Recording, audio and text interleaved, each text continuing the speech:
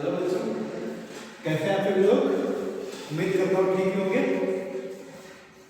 आप लोगों ने पिछले वीडियो में देखा कि हम लोग कक्षा 10 की विज्ञान पढ़ना शुरू कर दिए हैं, जिसका दूसरा टॉपिक है।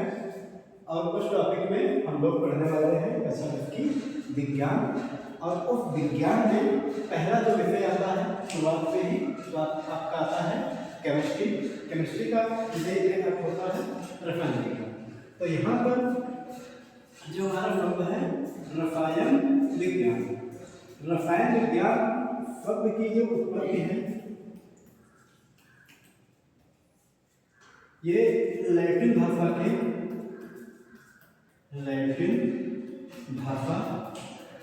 के कीमिया शब्द से हुई है। लैटिन भाषा में एक शब्द है कीमिया, जिसका अर्थ होता है काला। अर्थात कि जितने भी हमारे ब्रह्मांड में पदार्थ है उनका अपना जो प्रारंभिक कलर है वो दो ही माने जाते हैं, एक सफेद और दूसरा काला। तो कीमिया का हिंदी में अर्थ होता है काला, जिसके लिए इसकी जो परिभाषा बनती है रसायन विज्ञान की। अगर रसायन विज्ञान की परिभाषा की बात करते हैं तो होती है विज्ञान की वह शाखा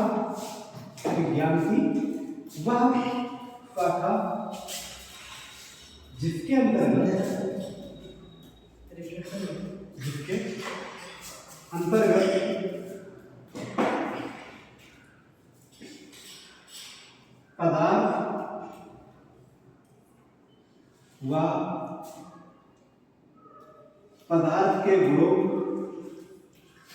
पदार्थ के गुणों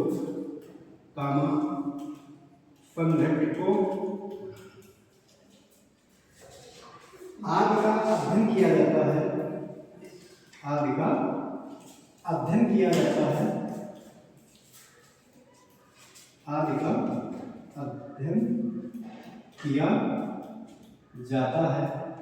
उसे रासायनिक विज्ञान कहते हैं। रासायनिक विज्ञान कहते हैं।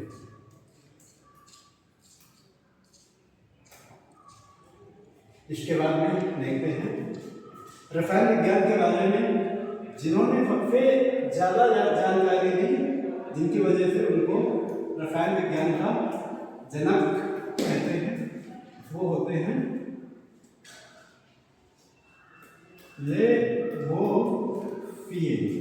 कहीं कहीं पर इनका जो लाखनी है आगे पीछे भी कुछ हो सकती है, क्योंकि ये वैज्ञानिक है। इनके जो एक्यूरेट नाम हिंदी भाषा में थोड़ा पाई मात्रा में इधर से उधर हो सकता है। तो रसायन विज्ञान के जो जनक है लेवोफियो को कहा जाता है। और इस रसायन विज्ञान में हम लोग जो है पहला चैप्टर की ओर बढ़ते हैं। तो रसायन विज्ञान में जो पहला चैप्टर है वो आपका दिया गया है रासायनिक अभिक्रियाएं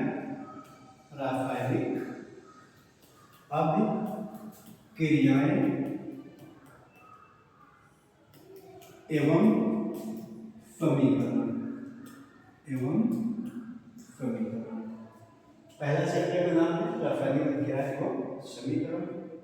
तो इसमें हम लोग देखते हैं रासायनिक अभिक्रिया के बारे में। तो यहाँ पर एक शब्द आपका दिया गया है रसायन।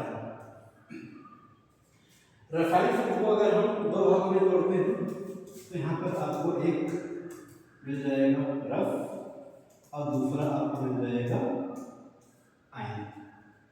रस का तात्पर्य होता है जैसा कि हमारा प्रत्येक पदार्थ है उनमें कहीं न कहीं रस होते हैं, और उन्हीं रसों में हमारे कई प्रकार के जो आयन होते हैं वो पाए जाते हैं, पॉजिटिव नेगेटिव है, जिसकी वजह से किसी पदार्थ का जो हर पदार्थ का अपना एक स्वाद होता है, उसकी अपनी विशेष रूप से अपनी गंध होती है। तो रसायन रस प्लस आयन दो सूत्रों से मिलकर बना हुआ है।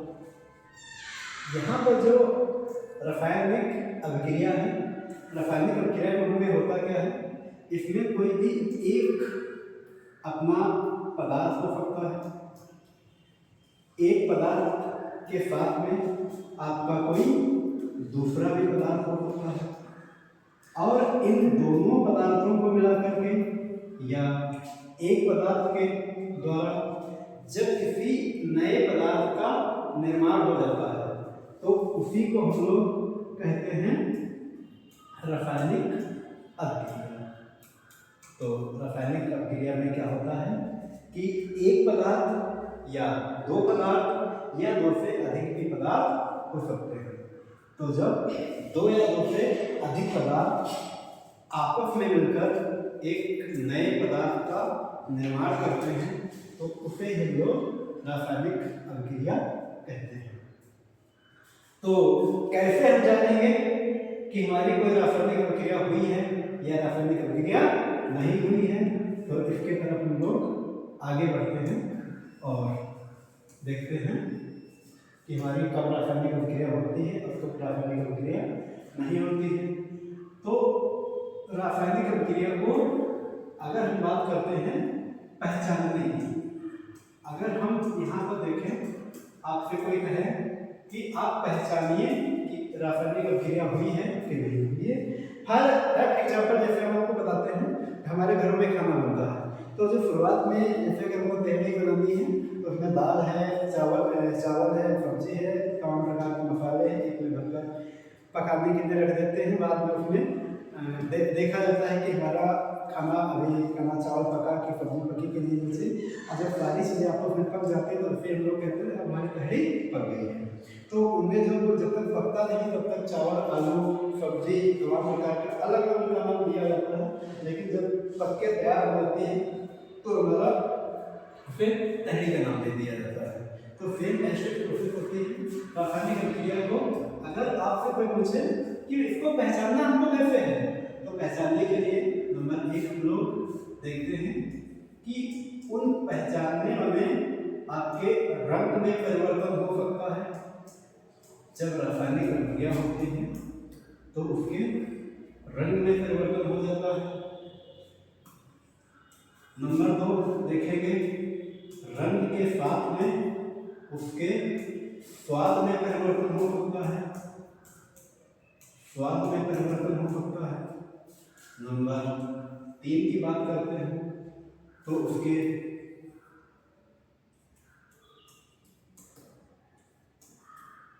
आयतन में परिवर्तन हो सकता है, आयतन में परिवर्तन हो सकता है।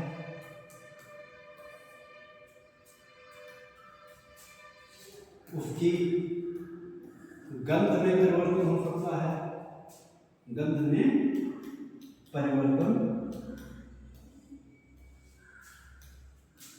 हो सकता है। और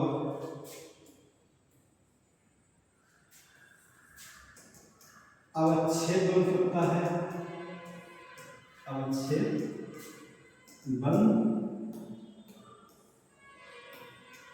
सकता है। तो हम इन सभी कारकों से, इन सभी परिवर्तन से हम लोग पता कर सकते हैं कि हमारी रासायनिक अभिक्रिया हुई है या हमारी रासायनिक अभिक्रिया नहीं हुई है।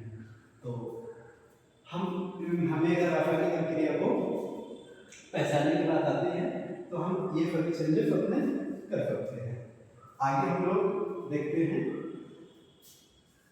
यहाँ पर जो रासायनिक अभिक्रिया है इसको प्रदर्शित कैसे करेंगे, प्रदर्शित करना। तो जो रासायनिक अभिक्रिया है इसमें 2 चीजें होती हैं। क्या क्या होती हैं? जैसे मान के चलिए हमारा एक कोई पदार्थ ए है और एक कोई पदार्थ बी है। इसी प्रकार से इसमें हमारे अन्य भी पदार्थ हो सकते हैं, जैसे बी है, बी के बाद सी, डी और कई सारे हो सकते हैं। तो ए और बी को अगर आपस में जब मिलाया गया तो यहाँ पर एक नया पदार्थ सी बन गया। तो यहाँ पर जो ए है इन दोनों पदार्थों को मिलाकर के इनका हम लोग नाम अभिकार देते हैं, अभिकार। कारक। और पी का नाम जो इधर बनता है उसको हम लोग उत्पाद कहते हैं। अंग्रेजी में इसको कहते हैं प्रोडक्ट और इसको अंग्रेजी में कहते हैं रिजल्ट। तो रासायनिक प्रक्रिया में जिन पदार्थों को प्रारंभिक में लिया जाता है उनको अभिकारक कहते हैं और जो नया पदार्थ बनता है उसे हम लोग उत्पाद कहते हैं। तो इस तरह से रासायनिक प्रक्रिया को कंप्लीट होने तक में दो चीजें आती हैं, एक अभिकारक और दूसरा उत्पाद। इसके आगे हम लोग देखते हैं। तो जो रासायनिक प्रक्रिया है इसमें कुछ चिन्ह प्रयुक्त होते हैं, चिन्ह प्रयुक्त होते हैं जैसे एक चिन्ह आपका सबसे पहले तो ये आएगा।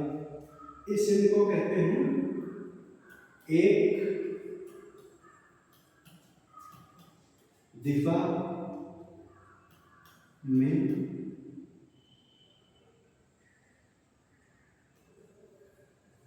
पूर्ण अभिक्रिया।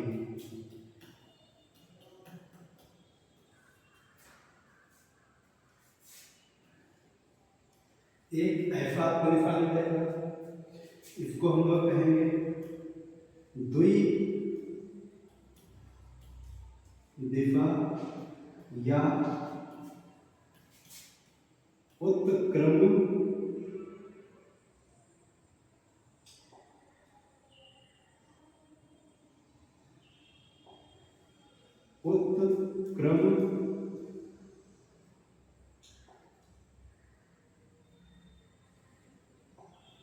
उत्क्रम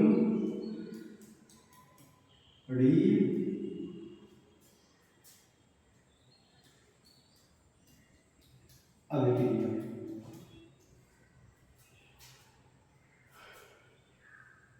आगे फिर देखते हैं, एक ऐसा निशान मिलेगा जिसको हम लोग कहते हैं ताप अथवा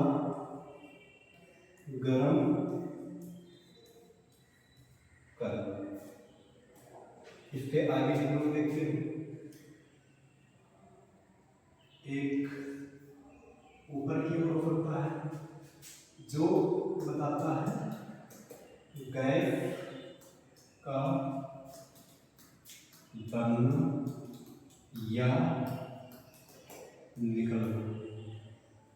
एक नीचे की ओर होता है जो बताता है अवक्षेप का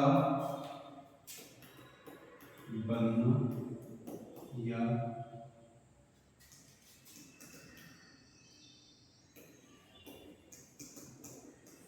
निकलना। उसके बाद में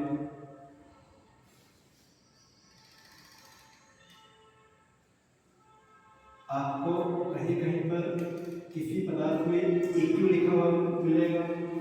AQ को पूरा नाम हम लोग लिखते हैं एक्वस। एक्वस को कहते हैं जली। अगर किसी पदार्थ के साथ में एक्वस लिखा है तो इसका मतलब जली होता है।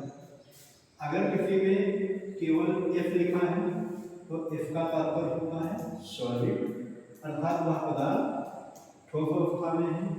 किसी पदार्थ में L लिखा हो सकता है, L का तात्पर्य लिक्विड अर्थात द्रव में हो सकता है। अगर G है तो G का तात्पर्य गैस होता है, गैस अवस्था में वह पदार्थ आपका हो सकता है। इस तरीके से इनमें ये जो चिन्ह है आपके प्रयुक्त होंगे। एक और आपका ALC। ALC का मतलब होता है एल्कोहलिक। एल्कोहलिक। तो ये सभी चिन्ह रासायनिक प्रक्रिया में प्राप्त होते हैं, यूज होते हैं। आगे आपको वीडियो कैसी लगी